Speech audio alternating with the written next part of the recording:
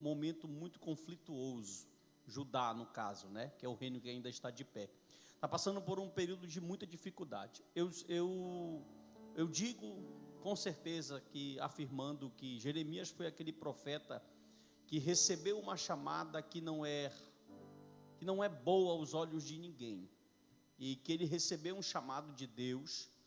Inclusive eu já li um documento uma vez, um livro, onde um autor disse assim, que sem medo de errar, Jeremias sofreu mais do que Jó.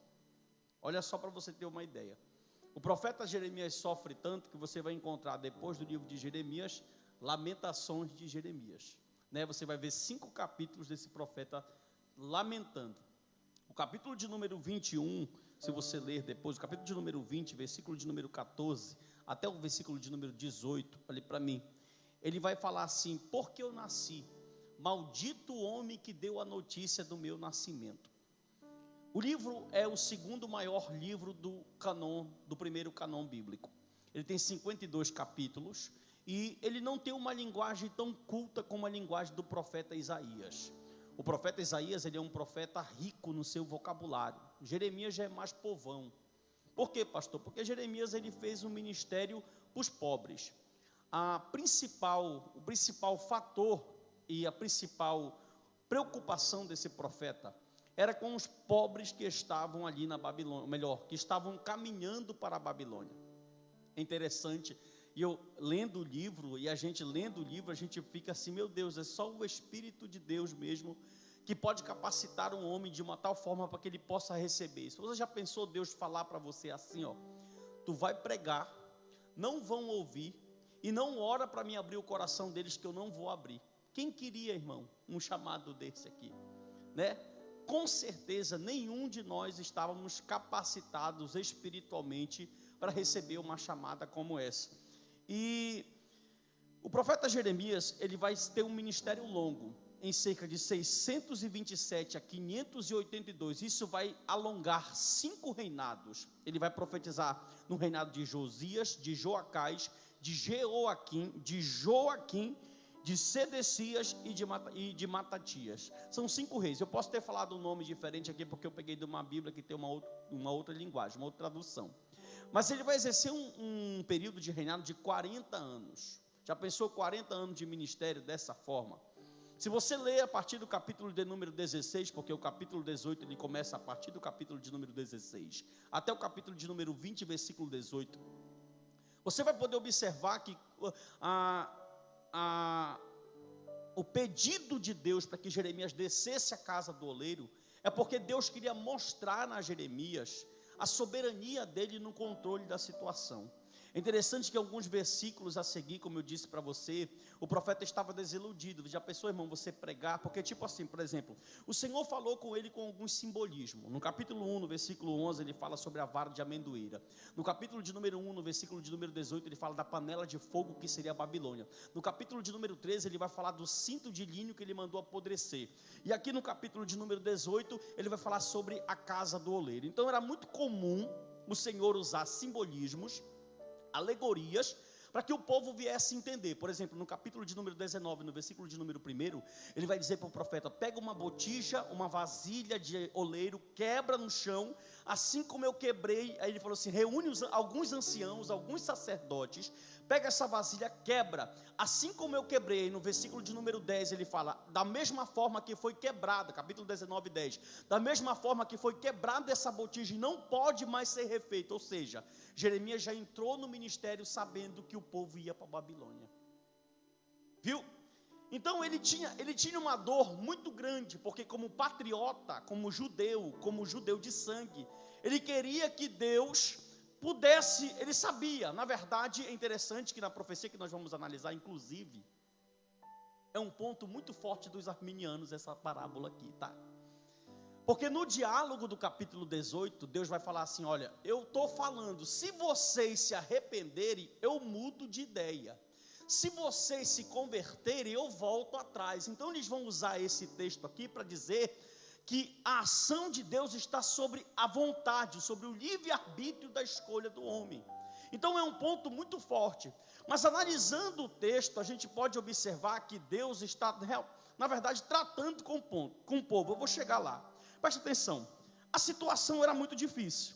O profeta estava cheio de conflito, sofrimento, estava além, por exemplo, assim, nesse tempo, está tão corrompido, que tem profeta para todo gosto. Ele era o único que profetizava contra o sistema. Irmão, é impressionante como só muda a cronologia. Nós vivemos a mesma coisa. Hoje, em pleno século 21, no meio cristão, no meio evangélico, no meio protestante, ou até gospel, como chamam, nós temos também um sistema. Se você está a favor do sistema, você tem agendas, você tem portas abertas, você tem regalias. Se você vai contra o sistema, aí você já sabe o restante da situação. Só que, quando nós analisamos, nós temos uma cronologia de 5 períodos. Presta atenção. De 627 a 622, a gente vê a atividade inicial do profeta. O capítulo de número 1, versículo de número 5, pode colocar aqui para mim, Kelber, que é muito mal interpretado, que é o famoso versículo da chamada do profeta, que Deus diz para ele assim, Jeremias capítulo de número 1, versículo de número 5, ele diz, antes que eu te formasse no ventre materno, eu te conheci, e antes que saísse, te consagrei, e te constituí profeta A gente vê as pessoas generalizando esse versículo, só que esse versículo aqui, ele não é geral, essa chamada ela é específica. Como assim, pastor? Irmão, não queira ter o chamado de Jeremias. Vou lhe aconselhar nessa noite. Não queira ter o chamado de Jeremias. Eu vou ser mais ousado nessa noite. Eu vou dizer que nós, eu e você e eu, não suportaríamos ter a chamada desse homem. Não suportaríamos, sem sombra de dúvida. Para um crente que somos hoje, para a geração que somos hoje, nós não, a não ser que o Espírito nos capacitasse para tal obra. Quando ele fala, eu te consagrei, eu já vi muito crente usando esse versículo isolado, dizendo assim, olha, geralmente nos cultos, na vigília, levanta um profeta, né, e vai lá e fala assim diz o Senhor, que esse versículo é a chave. Eu te conheço desde o ventre da tua mãe, te consagrei, te dei as nações. Aí o camarada nunca levanta como crente, não cresce espiritualmente, mas ele fala, mas eu tenho a promessa do profeta Jeremias. Que Deus falou usando o profeta em tal culto, em tal lugar, que ele vai... Irmão, isso aqui não é geral. Isso aqui foi específico para esse homem, e é específico para algumas pessoas hoje também. Deus chama assim algumas pessoas. Do ano 627 ao 622, começa a caminhada dele. De 622 a 609, eles estão vivendo agora a reforma do rei Josias. Judá está passando por um período de avivamento. De 622 a 609, começa o reinado de Joaquim e Jeoaquim. Aí começa a primeira vinda da Babilônia, onde? Em 609. A Babilônia vem em 609, em 598 e em 586. Em 597 a 587 são os últimos reinados e ele vai presenciar a queda de Jerusalém. Deus foi benéfico com esse profeta por um ponto. Eu já vou entrar no texto, tá? Deus foi benéfico com esse profeta por um ponto. Qual? Eu sempre digo isso quando prego sobre Jeremias, que profeta em Israel é aquele profeta que fala, desce fogo, e o fogo desce. Moisés, abre mar, o mar desce pão. Elias, fogo. Então, o povo de Israel, outra coisa, a Bíblia, a lei diz que se o profeta profetizar e não cumprir, acontece o que com ele? Ele é apedrejado. E a maioria das profecias de Jeremias, assim como de Isaías, são profecias futuristas. Mas Deus foi bom com ele. Por quê? Porque o Senhor o preserva em vida. Então, pode dar um glória? Isso. O preserva em vida, para que ele pudesse ver com os olhos que a terra iam comer, o que Deus falou na boca dele, e todo aquele povo que estava no exílio teve que engolir tudo que falaram desse homem a vida toda, e saber que esse homem verdadeiramente foi um profeta levantado pelo Deus de Israel. Deus permitiu isso para ele. O Senhor falou assim, olha, eu vou permitir com que tu seja um grande, que tu presencie. Se você ler o capítulo 39 e o capítulo 40 ao 42 do livro, lá está relatada essa história. Muito bem, então vamos lá. Capítulo de número 18, antes de entrarmos, irmão, olhe para mim. Geralmente quando Deus nos chama para uma obra, quem tem um chamado de Deus aqui? Quando está travado mesmo, né? Quando Deus nos chama, olha o capítulo 16, versículo de número 1 e 2. Põe para mim, Kelber. Você queria isso aqui? Capítulo 16, versículo 1 e 2. Por favor. Veio a minha palavra do Senhor dizendo, verso 2. Não tomarás mulher Já pensou estar com o teu casamento tudo preparado, tudo pronto?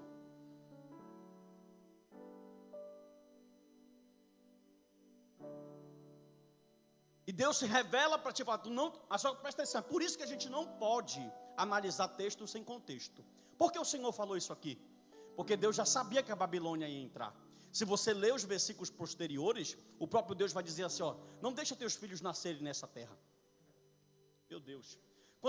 Olha como é, meu Deus, olha como são as coisas. Quando a gente ouve uma palavra dessa, talvez Jeremias achou, poxa Senhor, será que eu não tenho o direito de constituir uma família, um lar, de ter minha mulher, minha esposa, meus filhos? Mas na verdade, esse não de Deus era benéfico para Jeremias. Por quê? Porque todos os judeus, os hebreus que estavam ali vivendo, eles iriam perder suas famílias de maneira terrível.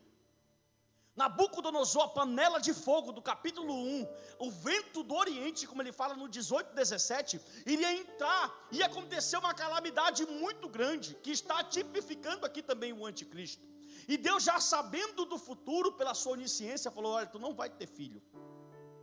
A palavra de Deus para Jeremias é porque ele queria preservar, e ele não queria que Jeremias sofresse como aquele povo iria sofrer. Mas na verdade, irmão, aí nasce a pergunta. Jeremias não tinha filhos nem filhas. E além de não poder constituir uma família, de não poder ter algo, almejar algo pessoal, porque todo mundo quer ter sua família. Pelo menos é o normal isso, né? Ele ainda era odiado pelas suas profecias. Ou seja, esse homem, ele era um camarada, alguém poderia até ler essa história e não entender o contexto e falar, esse camarada era infeliz.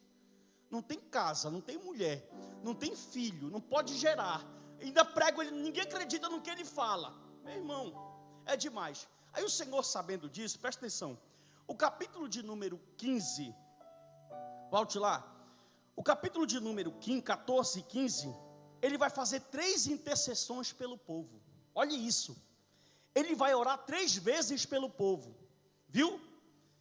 E a resposta de Deus para ele é, não vou ouvir, não vou fazer, não vai acontecer.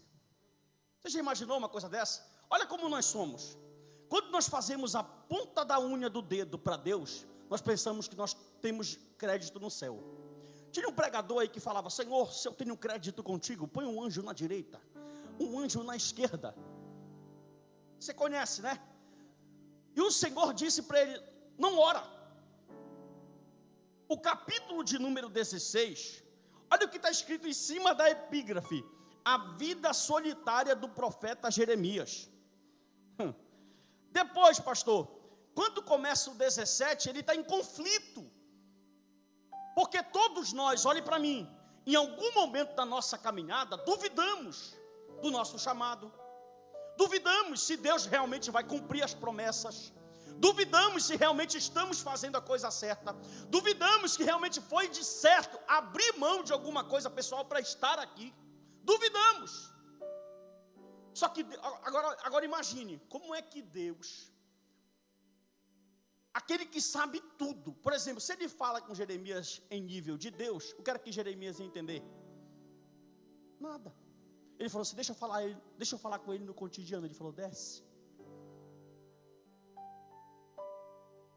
Vocês são inteligentes, vocês são 10. Desce a casa do oleiro.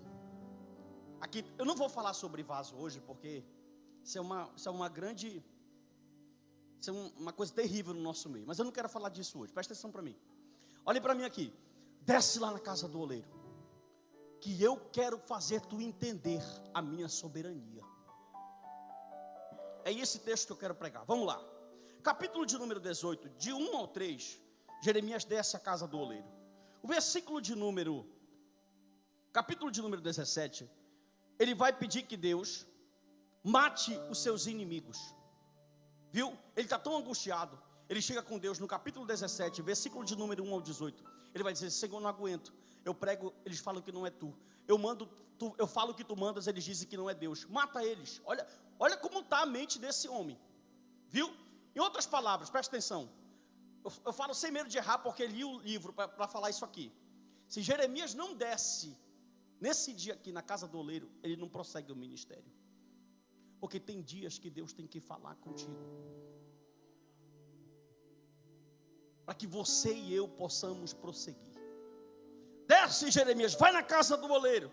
Jeremias desce na casa do oleiro. Quando chega no versículo, ele vê todo o sistema. Você já sabe isso de cor e salteado, né? Ele desce, vai estar o oleiro trabalhando com a roda aqui no pé, em cima fazendo. Ele faz Jeremias ver. Sabe o que é interessante? Que do verso 1 ao verso 5, ele pede para Jeremias observar a obra, e Jeremias observa tudo. Depois você vai lá no YouTube e vê como é um barro na mão do oleiro ali. Depois que Jeremias olhou, observou, viu todo o processo, viu como faz, do mesmo barro, do outro barro, desfaz, faz. Aí Deus falou para ele assim no verso 6. Leia, Jeremias 18, 6. Não poderei eu fazer de vós, como fez este oleiro, ó casa de Israel. Diz o Senhor, eis que como barro na mão do oleiro, assim sois vós na minha mão, ó casa de Israel. Antes de não abrir lacuna para os arminianos, eu preciso entender isso aqui, eu preciso que você me responda um ponto. Para não deixar eles ganharem força nesse texto aqui, nos próximos versículos. O que é, pastor? Presta atenção. Primeiro, o que é que o barro faz? Responda para mim, o barro tem poder de alguma coisa? O barro dá palpite? O barro diz que sim? O barro diz que não? O barro diz vou? O barro diz não vou? O oleiro tem poder, presta atenção, para fazer do barro o que lhe apraz. Ele faz, ele refaz, ele tira as impurezas, ele põe de novo, ele estraga, ele quebra. Essa tradução quebrar está errada, a palavra sabate aqui. E o vaso que se quebrou é sabate no hebraico, que significa deteriorar. Porque é argila, está mole ainda, não passou pelo processo do fogo, viu? Só que quando o Senhor fala, não poderia, aí entra o texto arminiano, olha o verso 7. Deus diz assim, ó, no momento que eu falar acerca de uma nação, ou de um reino para o arrancar e derribar e destruir, 8, se tal nação se converter da maldade contra a qual eu falei, também eu me arrependerei do mal que pensava fazer-lhe. Leia o 9. E no momento que eu falar acerca de uma nação ou de um reino para edificar e plantar, se ele fizer o que é mal perante mim e não der ouvidos à minha voz, então me arrependerei do bem que houvera dito que ele faria. E agora, pastor? O texto está claro aqui. Deus dá uma ordem e está a mercê. Se o povo quiser me obedecer e se converter, vem bênção. Se o povo quiser virar o cavalo do cão, disser não, desobedecer, vem o quê? Juízo. E o texto está usando antropomorfismo aqui, antropomorfismo e antropopatismo. Eu me arrependerei, eu voltarei atrás, eu não vou fazer. É a mesma situação do verso 8 que aconteceu em Nínive. Sim ou não? E aí, como é que faz isso, pastor? Só que por isso que, irmão, quando o escritor bíblico, inspirado, vai escrevendo a história, ele vai escrevendo didaticamente. E dentro do próprio texto ele vai dar as respostas. No capítulo de número 6, ele já deixa claro que o oleiro faz tudo. Faço o que eu quero, faço o que não quero, tiro, quebro, estrago, refaço de novo, coloco de pé, abato, levanto, porque eu sou o... Não vou nem citar o texto de Romanos 9 ainda, presta atenção. Beleza. Só que o verso de número 7 a 10 coloca em condições para o homem. Por quê? Porque aqui Jeremias está sendo didático. Ele está criando um diálogo, viu? Para que o homem possa entender. Se Deus fala para o homem assim, olha, eu sou soberano, o homem não entende. Porque soberania, os autores do Antigo Testamento entenderam? Claro que não. Quem vai explicar lá no Novo Testamento é Paulo, o que é soberania. Até o próprio Jeremias tem dificuldade, porque Deus quer mostrar soberania, e ele não pode falar, olha Jeremias, eu sou imutável. Ele fala, desce na casa. Aí do 7 ao 10, ele cria um diálogo para o povo pensar, e entender o que ele está fazendo, só que o próprio texto vai mostrar algo para você aqui. Olha comigo, para você dar glória a Deus. Irmão, bati cabeça com isso aqui hoje. Viu? Olha o versículo de número 12, que mostra. Vamos lá. Mas eles dizem, não há esperança. Vamos ler o 11. Ora, pois agora fala aos homens de Judá. aos moradores de Jerusalém, dizendo: assim diz o Senhor. Assim diz quem?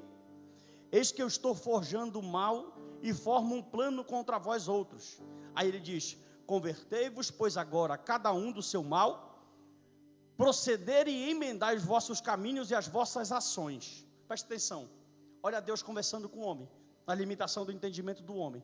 Só que agora eu vou provar para você que o homem nunca escolheria o certo.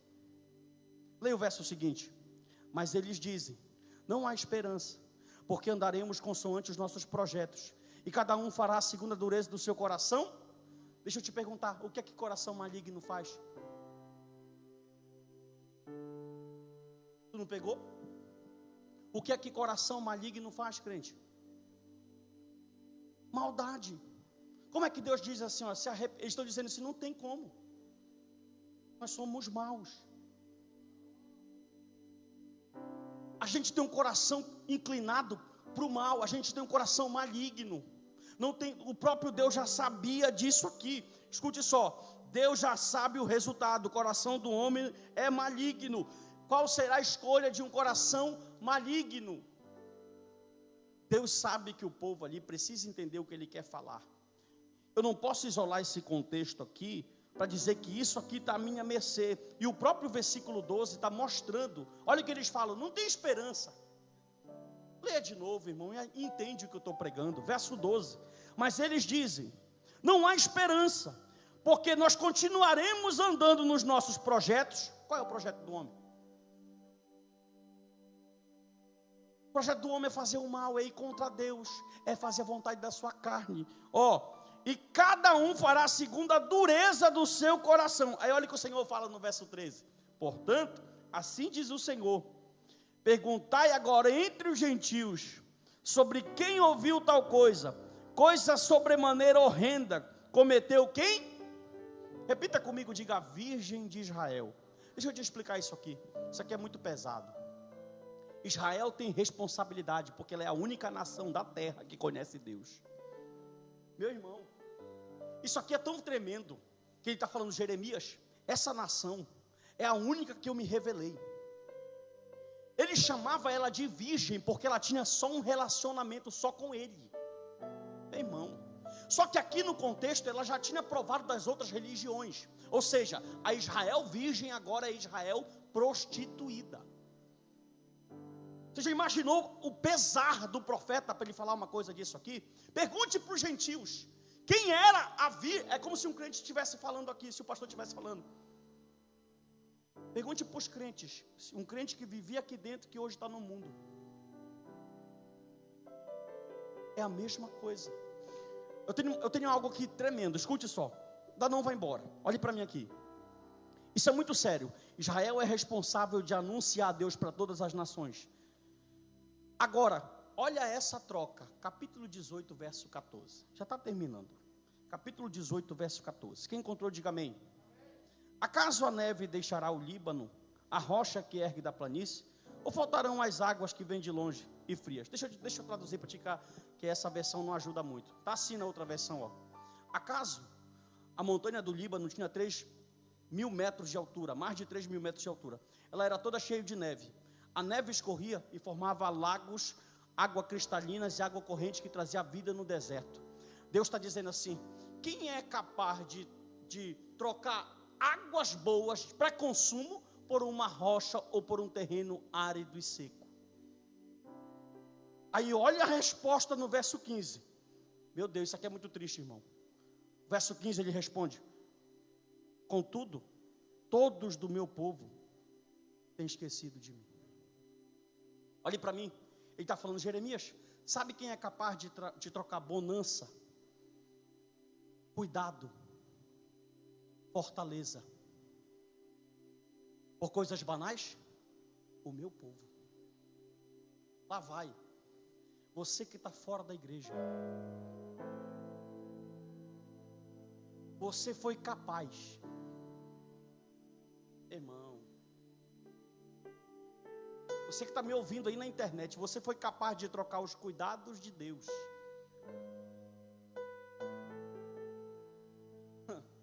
Quem foi capaz? Era como se Deus estivesse falando assim, ó: Quem trocaria as águas do Líbano por uma terra seca? Quem deixaria a igreja de Cristo para estar no mundo?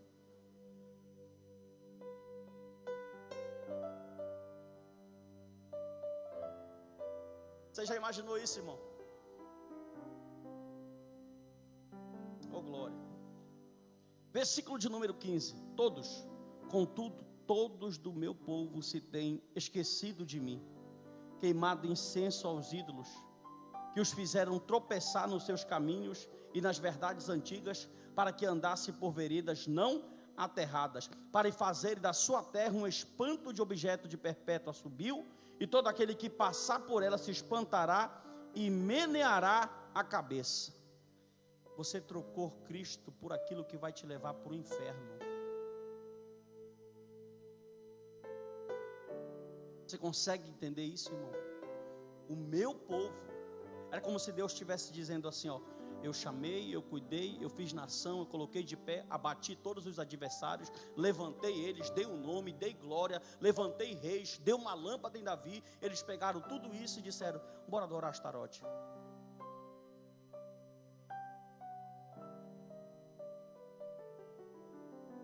E hoje, eu não brinco com isso, porque eu falo muito sério. Quando eu estava ministrando essa mensagem, o Senhor falou: prega, e eu vou tocar no coração de quem está lá, para que ela reflita se foi boa a troca. Deixa eu te perguntar: resolveu o teu problema lá fora? Astarote resolveu o teu problema? O shortinho resolveu o teu problema? Contudo, o meu povo. Aí já pensou? Ninguém quer pregar isso aqui porque pede agenda. Aí o Senhor falou assim: quem vai pregar? Profeta fulano só quer pregar prosperidade. Profeta fulano só quer pregar que Deus vai levantar. Profeta fulano só quer pregar. E Jeremias está lá falando: Senhor, eu não vou. Olha a resposta: Senhor, eu não vou. Aí o texto, vou ler com você. Está aqui, capítulo 17, versículo 10. Não é o capítulo 17, versículo 10. Aqui, capítulo 20, versículo 9. Está dando uma direção que até o versículo eu achei. Meu Deus. Quando pensei, olha, o lamento do profeta em cima do verso 7. Aí no 9 ele fala assim, ó: quando pensei, não me lembrei dele, e já não falarei do seu nome. Então isso me foi no coração como um fogo ardente, encerrado nos meus ossos. Já desfaleço de sofrer e não posso mais.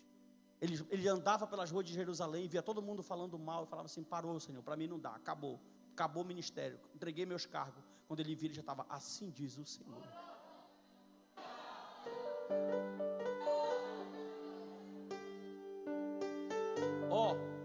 Jeremias, não poderei eu fazer de vós. Imagine ele olhando a cena do oleiro, fazendo como ele queria.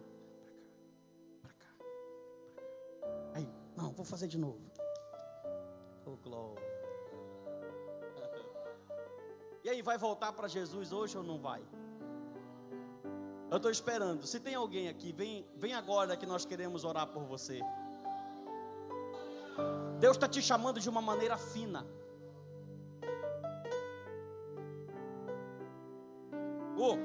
Para terminar, quanto você decide, que é Deus que precisa de ti, quanto você decide, lá vai. Capítulo de número 18, versículo 17. Por que eu peço para você voltar? Quase desesperado. Não pareço desesperado, mas eu estou desesperado. Capítulo de número 18, 17. Com vento oriental, Babilônia, espalharei diante do inimigo e mostrar-lhe-eis as costas e não o rosto. Mostrar a costa aqui significa não ter o favor de Deus para si. Para de estar vivendo com as costas de Deus. Irmãos, pessoas que estão aqui agora, isso serve para mim também, para todos, a palavra para lá e para cá. Vai chegar um momento que você vai procurar Deus e não vai dar. Vai chegar um momento que você vai procurar servir a Deus, você vai chorar e se lamentar porque não vai ter tempo mais. Viu? Vai chegar um momento que você vai andar desesperado, dizendo: Senhor, por que não te servir? Não vai ter como resolver. Deus está dizendo nessa noite: volta.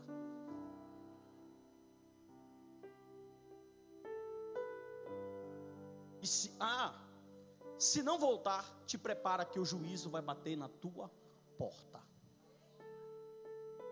Vou repetir para que haja temor no arraial. Interessante que enquanto eu falo aqui, tu sente aí na cadeira. Se não voltares, o juízo vai bater na tua porta. Conta hoje, são dia 11 de... Pode contar a partir de hoje. Você vai ficar sabendo a notícia. Se não voltar, o juízo bate na tua porta. Quer pagar para ver? Se é Deus que está falando ou não? Não é adivinhação. É a palavra do Senhor. Sabe o que é maravilhoso? Que Jeremias pregava e Deus falou assim: não vou abrir o coração. Hoje a gente prega e o Espírito Santo está. Vai. Tem alguém para Jesus aqui?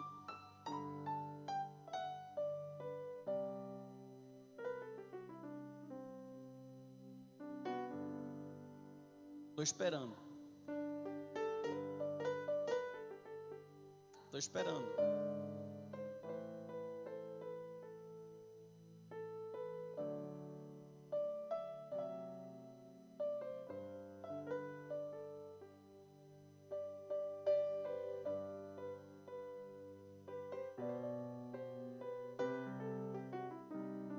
Não vem?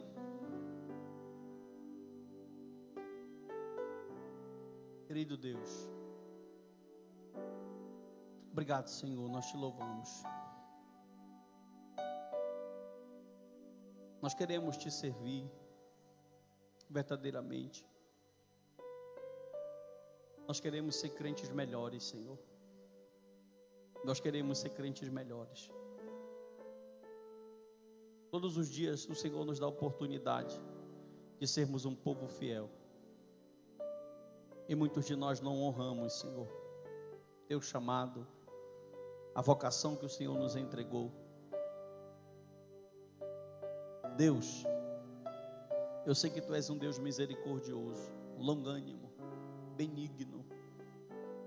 E a nossa alma, ela precisa de ti. Ó Senhor, eu creio que nós somos os remanescentes das últimas horas. E nós queremos te servir verdadeiramente. Trabalha no nosso interior. Faz reconhecermos, Senhor, que brincar contigo é mexer com fogo consumidor. E o Senhor há de cobrar. Meu Deus, em nome de Jesus Cristo nós oramos. Abençoa a tua igreja, nos dá força. Nós precisamos de ti. Se alguém aí na rede social confessou o teu nome, se entregou para ti, tu conhece todas as coisas. Muito obrigado, Espírito de Deus. Assim nós oramos, nós te agradecemos. E que todos nessa noite possam dizer amém. Bata uma palma para o Rei Jesus. Pode cancelar.